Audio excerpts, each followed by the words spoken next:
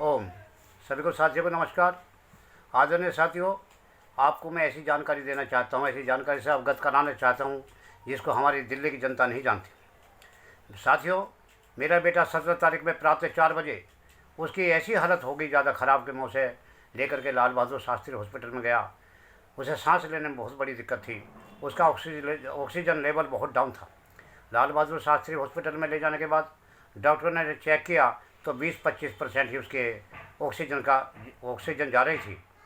लेकिन उनकी काफ़ी प्रयास के बाद ऑक्सीजन लेवल 50 तक उन्होंने पहुंचा दिया। 50 तक पहुंचाने के बाद वो कहने लगे सारी व्यवस्था हमारे पास नहीं है, हम आपको गुरु तेग बहादुर हॉस्पिटल में रेफ़र कर देते हैं और वहाँ से एक एम्बुलेंस बुला देते हैं।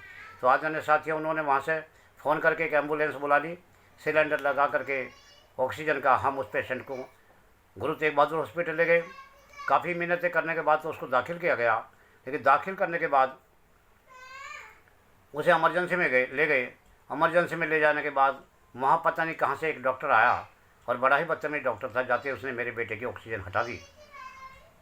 तो मेरा भाई उसके पास मौजूद था। मैं और मेरे बेटे की पत्नी हम दोनों बाहर थे। तो मेरे भाई ने फिर ऑक्सीजन लगा दिया। 20-25 मिनट के बाद वो फिर दोबारा आया और उसने फिर ऑक्सीजन हटा दिया। लेकिन मेरे भाई ने निवेदन करा और निवेदन करके फिर दोबारा से ऑक्सीजन लगा दिया। वो डॉक्टर जिससे भी बात करता था बड़ा ही अत्याचारी रूप से बात करता था, किसी भी पेशेंट से सही बात नहीं करता था। तो साथियों, ये डॉक्टर नहीं, ऐसे डॉक्टर दुष्ट भी होते हैं। धीरे धीरे इलाज होता रहा मेरे बेटे का ऑक्सीजन लेवल 89 तक पहुंच गया। 89 ऑक्सीजन पहुंचने के बाद मेरे बेटे को वहाँ से शिफ्ट कर दिया गया वार्ड नंबर 53 में। गेट में घुसते ही राइट साइड में उन्होंने स्ट्रक्चर ले जाकर वहाँ खड़ा कर दिया और 1-1.5 घंटे तक करीब वहाँ रखा।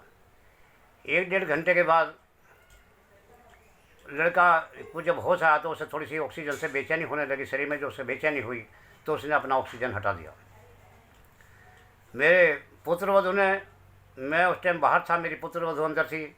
मेरे भाई की तबीयत ख़राब होने के कारण मैं उसे घर वापस भेज दिया था कि अब तो घर चला जा, अब हम ही देख लेंगे। तो पुत्रवधू अंदर थी तो उसने डॉक्टर से कहा, डॉक्टर साहब ये इनके शरीर में बेचैनी हो रही है, ये बार बार ऑक्सीजन हटा रहे हैं, इनका कुछ करो ना। तो डॉक्टर बोला इसे 2 थप्पड़ लगेंगे, अभी ठीक हो जाएगा। डॉक्टर उसके पास गया और उसे 2 थप्पड़ लगाए और ऑक्सीजन लगा दिया। मेरे बेटे की उम्र 28 वर्ष थी, जवान बेटा था। मेरे बेटे को इतना होश आ गया था कि वो बैठ भी गया और खड़ा भी हो गया और डॉक्टर की तरफ देखने लगा। जब डॉक्टर की तरफ देखने लगा, डॉक्टर को भी गुस्सा आया। डॉक्टर बोला कि तुझे तो फिर भी मरना है, फिर भी मरना है। वो कहने लगा जा पापा जी को बुला के लाओ। अपनी पत्नी से बोला तो मेरी पुत्रवधू मुझे बुलाने के लिए बाहर निकली। जैसे ही वो बाहर निकली तो वो स्ट्रक्चर पर उसे लादने लगे दूसरे वार्ड में ले जाने के लिए।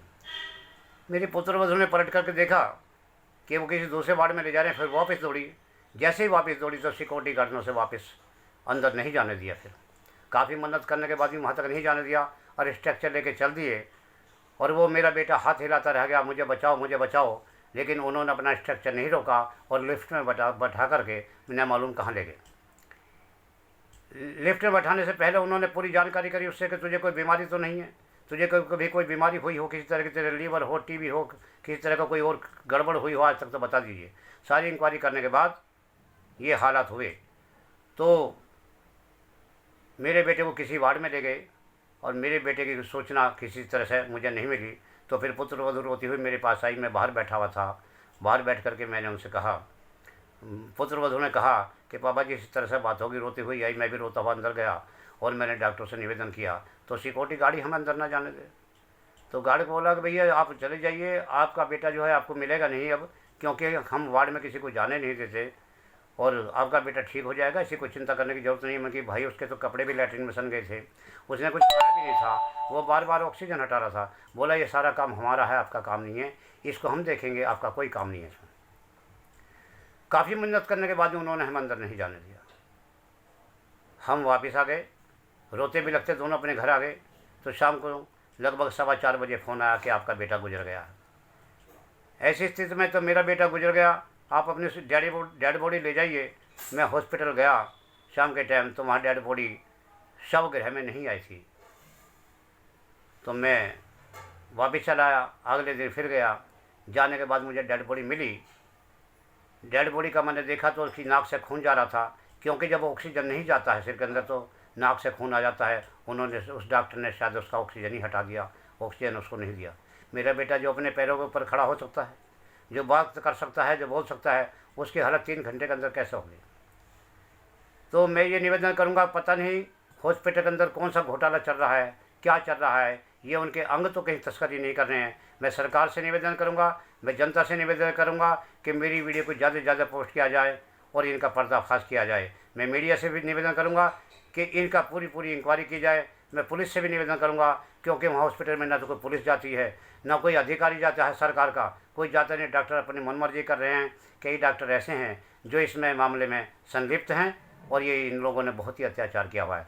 मैं फिर हाथ जोड़कर विनती करता हूँ कि मेरी वीडियो को ज़्यादा से ज़्यादा पोस्ट किया जाए। मेरी उम्र 67 वर्ष है। मेरा एक ही बेटा था जिसकी उम्र 28 वर्ष थी। उसकी एक माँ है, उसकी एक पत्नी है, उसके छोटे छोटे 2 बच्चे हैं, एक 1.25 वर्ष का और एक 3.25 वर्ष की बेटी है। 1.25 वर्ष का बेटा और 3.25 वर्ष की बेटी है। मेरा बुढ़ापे का सहारा वही था। मैं निवेदन करूँगा कि उस डॉक्टर का मुझे पता चलना चाहिए, वो डॉक्टर कौन था, वो डॉक्टर ड्यूटी पे ही था या कोई बाहर का व्यक्ति था। इस बात की भी मुझे जानकारी पूरी मिलनी चाहिए। धन्यवाद। ओम।